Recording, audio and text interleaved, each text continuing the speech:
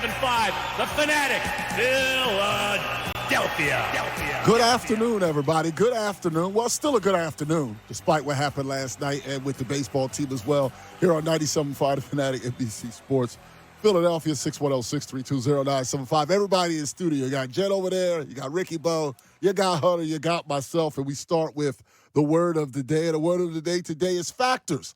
And it depends on how you want to look at the game last night. Now, the game itself was horrible. So there's really only one way to look at the game itself. The game was terrible, especially in the third quarter. And this is how the Sixers get blown out all regular season as well. They don't have the slow butt whoopings.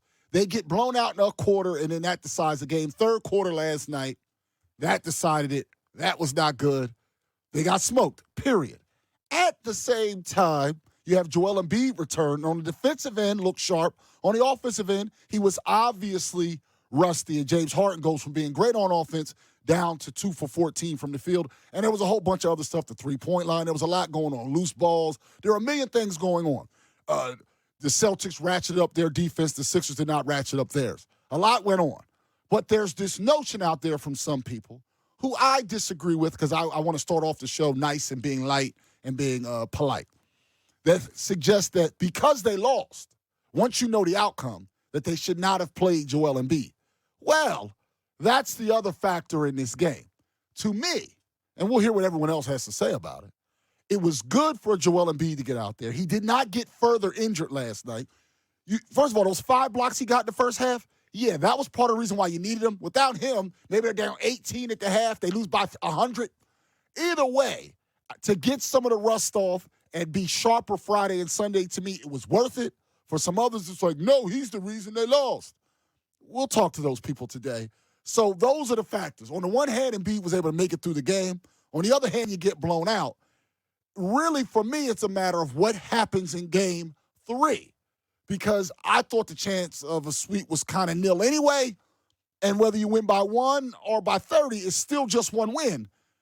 To me, it's about tomorrow night. But for others, there was a little bit of panic in the streets for a lot of reasons. This was always going to be difficult. You weren't going to just take care of business in 4 or 5 games, even though we were smelling ourselves a little bit after game 1, because why wouldn't we be excited when you win without the big man? But you're going to have rust regardless if you play him game 3 or game 2. Game 3, if he didn't play yesterday, then he'll have that rust in game 3. So you got it out of the way in a game that you got blown out. It's very disappointing. We can't sugarcoat it. It was abysmal to watch that third quarter and the 3 started raining down and, it got blown out of proportion there. I thought they were in striking distance, down 8 at half, only shooting 1 for 13 from 3. You thought that's where Doc always talks about being in a striking distance mode. But, some guys just weren't able to step up. Niang was brutal. McDaniels was brutal. And you're going to have everyone contribute to knock down this Boston team. It's just disappointing, but at the end of the day, the job was to take 1 game in Boston. That's what they did. Now, step 2 is to win both games on your home floor, so you're up 3-1 the next time you return to the TD Garden. But step 1 was accomplished. No matter how ugly game 2 was, step 1 was accomplished. You just have to finish the job in step 2. Embiid, let's start with Embiid. Number 1, he did not look bad. I mean, to me, I thought he looked very good defensively. Okay, you score, 15 points. I could deal with that. I could deal with that as long as everybody else is stepping up, which did not happen in last night's game. The other thing is, if he's coming off of this knee thing, he had almost 2 weeks. I think it was 13 days. 13 days off. Do you know what that does to a professional athlete to try to go out there and run with a Celtics team that's been going at full steam for a long period of time? Not easy. Yes, get the rust off. Kick it off as hard as you can and then come back, and he'll probably look better in his second game back and then third game back and then fourth and so on and so forth. That's what you want. I think that's what the Sixers had in play here. They probably knew there was going to be some rust. Let's get him into game 2. We lose. At least he's out there running around with his teammates. At least he's getting that adrenaline rush. He's going full speed against the Celtics. I will say this much. I thought the Sixers were just completely dominated in that game last night in every aspect. You look at game 1. The one thing that I noticed about game 1 is offensive rebounds and then the loose balls. Sixers were everywhere. Well, I think we saw the complete opposite in game 2. This could be the game trend. When you really think about it, whoever's getting the loose balls, whoever's getting after those loose balls, whoever's playing better defense, I think that's who's going to win these games. And the Sixers, they deserved to lose last night. They did not play a very good game up and down that lineup. No, they were terrible. They were bad. They also didn't make any shots, and I'm actually going to give credit to the Celtics defense for that. They got up in those shorts, and the defense played a big role in it. The loose balls also, there were a lot more loose balls because the Sixers couldn't make any shots. If a shot goes in, it's not a loose ball. So the Celtics also got to some of those loose balls because there was so many more of them because the Sixers kept on missing. And that also brings up the next factor because there's multiple factors. So the Embiid factor's there, 610-632-0975. People that think he shouldn't have played or should have played. I think it's ridiculous to suggest that he shouldn't have played, but whatever. Then there's the Harden factor. There are people out there that say, see, he had a long rest before game one, and look at him. He had a short turnaround to game two, and he couldn't make a shot. There are people out there that think with this series basically being an every other day situation until the gap between 6 or 7, and let's hope there's not a game 7 in Boston, Harden's going to have to have his legs under him every other day. Now, for Embiid, that's generally a good thing. He plays better the more that he plays. For Harden, there is a bit of a trend of him not being good without a lot of rest. So that's another reason why tomorrow, we'll talk more about tomorrow, but it's another reason why Game 3 is so telling in front of the home crowd. Will Harden have his legs under him, and will he be able to be a threat from that three-point line with it? And that's all legs with him, with only 1 day of rest, with travel in that 1 day? It's fair. It's a very fair question to ask. I'm going to believe in James Harden because I know his talent level is so high. I'm not ruling it out. He could. I don't know if it'll be 45, but can he give us a night where it's 26 with 14 assists? So something that's really getting other players going? Yeah, not really. It's more the 2 for 14. It was more bad. than the total.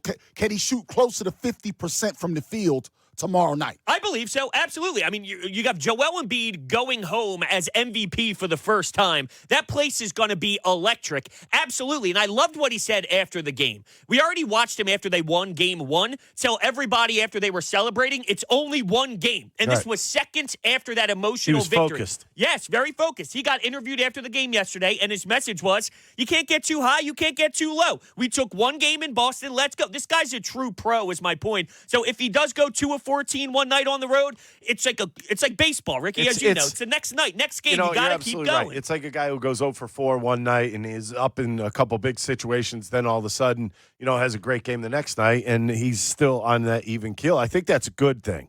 When you really think about it, he's been around. He understands what the playoffs are in the NBA. He understands that you can get belted around one night, and then all of a sudden it could be a complete 180. That's what I think they're hoping. I think they're hoping when they get home that adrenaline kind of takes over. The crowd's going to be crazy down there. There's no doubt about that. And I think Embiid's going to get a little lift from that crowd too. But I think Harden turns it around. He's a professional. He's been around too long not to turn it back around. So that's the way I look at it. I look at when you're a veteran in this game, they understand what it means. They understand what they did in that game that you just saw, and they understand how to turn it around. Yeah, I think that the question just is, the mind is ready. Is the body? The mind is ready. So. I don't think he's going to be afraid. I don't think he's going to be nervous. I don't think he's going to be any of that. The question is, and this is what some people out there are worried about. My brother-in-law was texting me during the game. So, my text back to him during the game was, or he's just having a bad night tonight, and it doesn't automatically mean he'll be bad Friday. But I also see. But there were people who jumped right to. But if he doesn't have a week off, you should right. You should see that point of view. He had a week off, and look at the game he puts up: 45 points. I mean, you don't need 45 points. No. That's not what you're looking for. You're looking for that in between 20 and 25, and make sure you're giving the basketball away when you need to. And can he get back to that? Yes. Is he going to be the 45 guy every night? No, that's not who he is. I agree, but it's just out there. So we're going to discuss. Now you have me worrying about that. Now I'm going to be really watching for that on Friday night. It's out there. There's multiple factors. So the game itself is whether they lose by 3, 23, 33, 53. It's just one game. You just move on to the next one. The question's going to be at home. We talked about the Embiid. We talked about the Harden thing. And then the last factor before we get to our whole, we got 10-second song today. We're going to have a lot of fun. The role players. Fun for you. Role players. It's going to be fun for everyone. The role players. Role players generally play better at home. Now, if you think you're going to get it from multiple guys, I think you're smoking. And not anything good. But can you get something from either Niang or McDaniels or Shake Milton? I'm going to Shake at this point. Or Daniel House. You need to get something from one of them. You need your starters to be better. That's a given. That's a given. And you know that Paul Reed is never scared. He's out the mud. And we know Melton's not scared. But can you get something from one more guy? Let it be Niang, McDaniels, Shake Milton, who hasn't played much, and Daniel House. One of those four guys is going to have to play well in games 3 and 4, most likely, to win. And that right there, if you're going to be afraid, to me, is the biggest reason. I'm much more worried about those guys. And when I say give them something, I mean, how about when you're wide open, you actually shoot the ball, George Niang? Like, we're looking for very little, but they're not getting anything from those guys. Daniels looks scared to death. I'm not saying he is scared. He's playing like he's scared, like the moment's too big for him. Like the lights are on him and he's in there peeing himself. That's what it looked like. That's what it looked like. I'm not saying that's how it is. I'm saying when he comes in the game, he looks like he's unsure of himself. One of those guys are going to have to do something because we know the Celtics have more good players. You just need the Sixers' good players to play really well. This is tough for George. We knew that heading into the series. And yesterday, I thought that was killer when he gave up that ball and then Boston was able to go the other way. It was a 6-point swing. Brutal. It was brutal. So, I don't know. I mean, I have to at least have a really quick leash because Jalen McDaniels looks overwhelmed. And I don't know if Shake is the answer, but I'm willing to look at it possibly. Him or Daniel. Yeah, you have to. You should not have to be searching for this right now. We don't have a choice. I know, but that's what I'm saying. You shouldn't have to be searching. But what's crazy is if you were to beat the Celtics against the Knicks or the Heat, Niang would be just fine. Yep. You put him on Kevin Love, and it'd be fine. Like, against other – you could put him on certain guys, and it wouldn't matter. Against the Celtics, there's no place to hide him. Maybe you go Daniel House because he has size. That's what I'm thinking. In the beginning of the show, I said Shake Milton, but maybe you go with House just because it's longer. I'll tell you what, though. It's extremely disappointing because I thought McDaniels would at least be able to hold it down. I'm not saying anything wild, but you could play him. He's been – trash. I mean, it's been bad. You need one of those guys to step up. One. You but don't we need knew two, Niang, three, we four. knew Niang wouldn't, though. Right, he's erased already. Right, but we're not talking about 25 points. I'm just saying playable minutes. Break even. Right. Even if you lose his minutes by 2. You said he's not going. He's going to play Niang again. Yeah. Because he's better at home. He is better at home. And when he makes a 3 at home, the crowd goes crazy. And he wants that one guy that might get hot. Boom. And he might. So I'm not anti giving him a look in this game. It's just more about the leash. Yeah, you got to be short. Quicker on like if he does that, passes up a 3 and tries to dribble drive on Smart again, then you got to come out. The only shot he can get clean is the 3. He can't be minivanning his way to the lane against this team. Shoot the 3 ball. That's what he's good at. I think he'll do that at home, though. Then you got to go back on the road. But got 13 minutes in a garbage game. Yeah, but that's too many. Tom in Bucks County. He was only minus 11, though, so he was right where he wanted to be. Tom in Bucks County, you're on 97.5 The Fanatic. What's up, Tom? You guys doing? All right, how are you? Good. So I'm on the side. I want to see Friday night without Embiid. Why? And see how they go. Slowed them down tremendously. I know he was okay, but when they even pointed it out during the broadcast that after he took that one dunk to the hole, slammed it, looked fine, but then they threw that alley-oop and he didn't even go up for it. Let me ask you this, Tom. If Harden didn't have 45 points in game 1 and he shot 2 of 14 like we saw him shoot yesterday, they win in that game? No, but well, that's how you won game 1. You won game 1 because Harden pulled it out of his you-know-what and scored 45. That's not, the way they played game 1, while we love the fact they won, it's not a recipe for success to win 4 times. But I mean, with Embiid, it was a completely different team. They couldn't do what they did in Game 1. They couldn't even come close. I know Harden's not going to put up that much. Hold on, Harden was else 2. getting a chance Tom, either, what though. about the 2 for 14 that Harden shot? Why is that Embiid's fault? And DeAnthony Melton didn't duplicate his first game. How either. anybody else played, but I think he slowed them down. Whoa! You can't say you can't come. Everybody has to play. Everybody's going to be playing in the next game. Embiid needs to be better. But why? But what makes you think? So you're saying that if you took Embiid out, Harden's going to go back to scoring 45 points? Not 45, but I think it gives everybody else a better chance. I think like who's everybody else? He's not. He looks slow. But he didn't. Off. He wasn't, though. He looked pretty good physically. He looked rusty, but he didn't look. That's fine. Tom, you're entitled to your opinion. I think if they lose the series, it's time to trade him also. Oh, my God. No, it's fine. And now time to start our Twitter poll with Jen Scordo. Hello, Jen. Hello there. How do you feel after watching Joel Embiid's first game back? You can answer optimistic or pessimistic. There you go. 2 answers. Right now, we're kind of neck and neck. Pessimistic's at 46%. 54% are optimistic. Gross. That is gross. See, this is what I don't understand. He looked good. For what it's worth. For what it was. For what it was, he looked good. Right. Now, we're going to go to the phones, but can you guys indulge me for a moment with this logic exercise? Because the logic of life and that poll don't line up. Did we all agree that for them to actually win the series, not an individual game, to win the series, they were going to need Joel Embiid to play? Do we all agree with that sentence? Absolutely. 100%. Okay. If we need Joel Embiid to play in order to win the series, then you needed to put him back into a game at some point in the series. Is that logic okay? Yes. Okay. So you put him in the game, and obviously he was not incredible and dominant, and he was rusty, especially on the offensive side. But defensively, do we agree that he did do some positive things? That block on Jason Tatum was insane. The Brown dunk. He had 5. Sorry. Jaylen Brown. Excuse me. He got 5 blocks in the first half. All right. So do we agree that the Sixers guards' perimeter defense against this particular matchup is not favorable towards the Sixers? Is that fair? Unfortunately. Yeah. Okay. Therefore, seeing Joel Embiid able to patrol the paint with some efficiency, that alone should bring you some form of optimism, because I don't think they're going to necessarily – they were the best three-point shooting team in the NBA. I'm to believe that they're just not going to make any shots.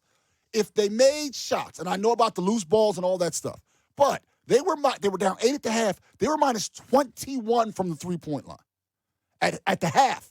That was before the third quarter happened. They were 21 points behind from the three-point line at the half.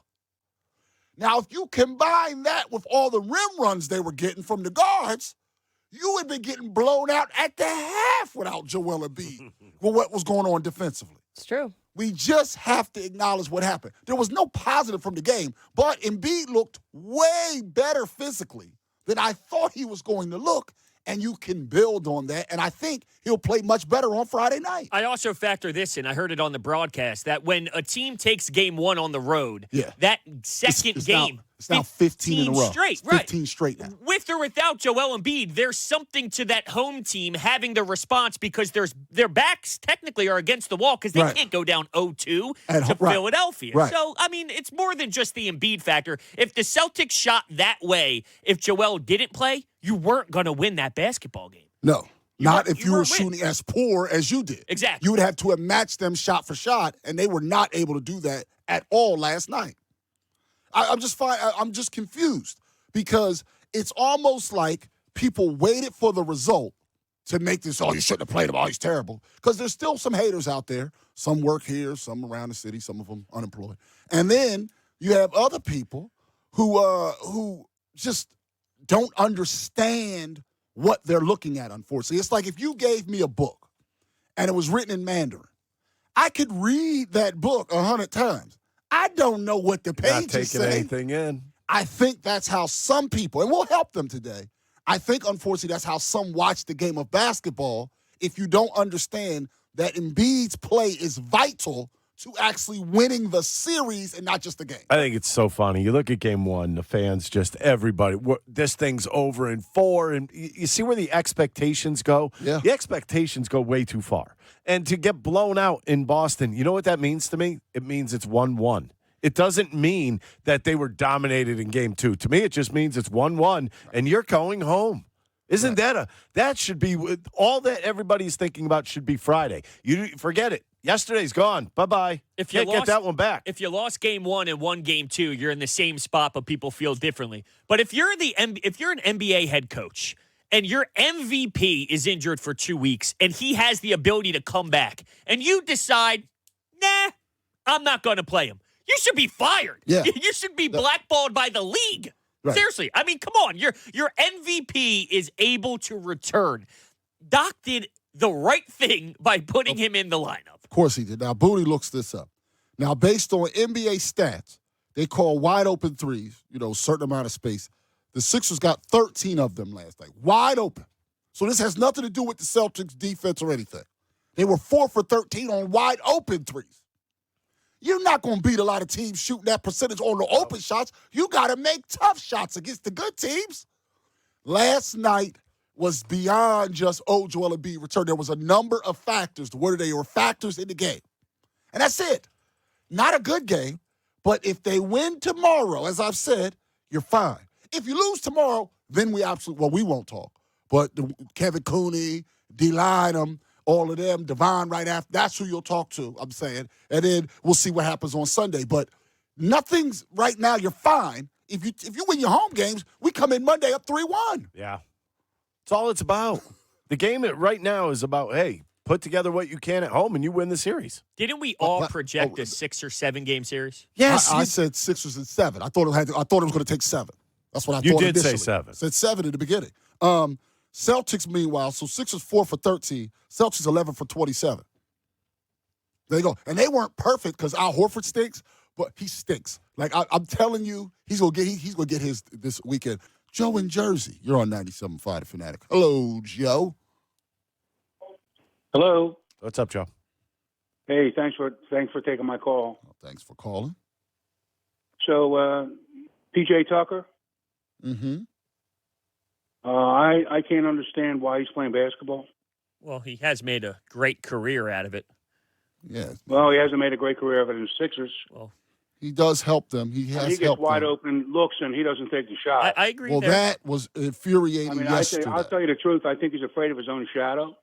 No. The only time he gets a rebound is when the ball bounces right back to him. Not true at all. He's won many battles by just being down low and winning the 50-50 battle to rip an offensive rebound. I mean, you're welcome to your opinion. Well, no, it's not an opinion. It's a fact. He has done that multiple times, and he's made a great career and won a championship by doing that in the past as a great player. I don't know if he won a championship. Well, I mean, he was a huge part of the success of where he was in the past. Yeah, well, he doesn't impress me as one of the starting 5. Who do you want to put in there instead? Jalen McDaniels? Well, I knew you were going to ask that question, and I'm not sure, but he's not the guy. Well, there's no answer. Well, hold on, Joe. You can't do that.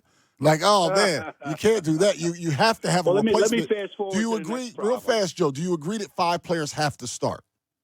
Well, yeah, I guess. But what do you mean? No. Do you agree, Joe, that 5 players have to start? You're breaking on me now. No, I'm not. I'm just saying if you have to start 5 and you don't want PJ Tucker, that's fine. But a suggestion on the other alternative would be... You probably have a better suggestion than me. No, I would just leave it as is. Here's my suggestion. PJ Tucker. Yeah, I don't have a better... I don't have one, unfortunately, a better one. So let me just skip to the next issue, which is offensive rebounding. Yeah, really good in game 1. Wasn't good in game 2. They were all ice cold last night. But there's no one. There is no offensive rebounding. PJ Tucker gets offensive rebounds. Right, they didn't get him as much last night. They got a lot of him in game 1. It definitely was limited. In comparison. when he wins a battle, you're not giving him any credit. Yeah, game 2 they didn't do that. I'm not but giving him a lot of credit. But Joe, the thing about offensive rebounding is if you go to crash the boards and you don't get it, you do know what that leads to, right? transition. Well, I do, and there's got to be a way around that. There is not a way around. No. That's coaching. I mean, that's that's laying not. out a floor plan. Joe, that's not. Finger pointing That's all not. around, Joe. No, that's not it, Joe. Joe, the answer to that is you either get the rebound or you're likely getting burned. That's why players get back and don't try to get offensive rebounds. You got to drop a couple people back, and you got to right. But they have 5 guys that can run the other way. If you don't get the rebound, 5 of our guys are running the other way. No, they're not, because you just said they're crashing to get rebounds. No, they're not crashing to get rebounds. Right. So that's why they're not giving up the fast break. I'm saying, Joe, there's a trade-off. There's a trade-off is what I'm saying. There's a trade-off. You're saying crash the boards, which is fine. You're entitled to that opinion. What I'm saying is if they don't get said rebound, you then can't be mad if the team quickly scores on the other end because the guys aren't getting back on defense. In your scenario, they're trying to get offensive rebounds. Do you follow what I'm saying? A couple of guys back to try to prevent that fast break. Then you're not crashing the offensive boards. You have to make Joe. a choice, one or the right other. People. No, you have to make a choice. You have to go one way or the other. Right, Either you you have to want make the a offensive choice. boards or I you don't get think you back. have to go one way or the other. I think you can Joe, You ever see how fast these guys Right, are? right. That's what I'm trying to tell you, Joe. We're trying to tell you about the game. What I'm saying is that you do have to make a choice. And I don't agree with that. Joe, it wasn't an opinion, Joe. No, you're the expert. I'm not. But No, it has nothing to do with expert. It has to do with math. Okay, a shot goes up, Joe. A shot goes up, right? You agree that there's 5 guys on the floor. We haven't established that yet with him. There's 5 guys on the We floor, haven't right? established that yet. All right, there's 5 guys on the floor, right? If they go to try to get the rebound and you don't get it, and the other team leaks other players down, they end up getting an easy shot because your guys are under their own basket trying to get the rebound. Well, what if you just leave Embiid under the basket for the rebound? Then who's your rim protection on the other end if you don't Harris is get one, it? and Tobias That's Harris? not a rim and protection. He's your guarding superstar Jason is Wait a minute. Tucker. What if Embiid was the one who shot it? Well, that's different. But it looks like they're throwing a lot of threes up.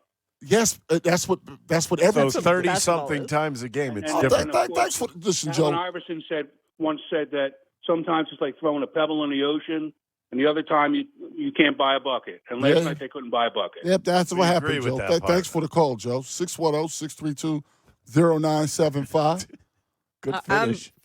610-632-0975. Speechless. Now, I'm telling you, if I don't get a nice text or an email or a call or a Hallmark card You're good. from the boss, then I'm going to have a real problem after that. We'll be back here on 97.5. We'll have the question of the day. We got a bunch of lightning round to go.